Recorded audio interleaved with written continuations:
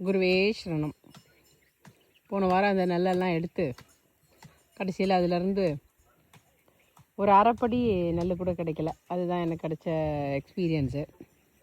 அதனால் இந்த வேர்க்கடலையாவது இந்த காட்டுப்பண்ணி மற்ற இதிலேருந்து கொஞ்சம் காப்பாற்றுவோன்னு சொல்லிட்டு சுற்றி நெட்டடிச்சு போட்டிருக்கோம்.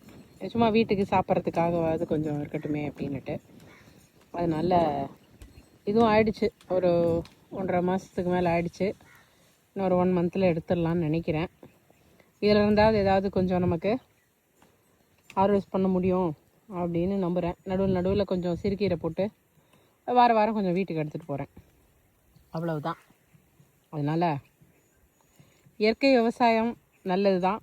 ஆனால் அதே சமயம் அந்த இடம் விவசாயத்துக்கு பழகிற வரைக்கும் நாமெல்லாம் கொஞ்சம் பொறுமையோடு காத்திருக்கணும் அப்படிங்கிறது தான் இந்த முறை அறுவடையில் நான் கற்றுக்கிட்டது.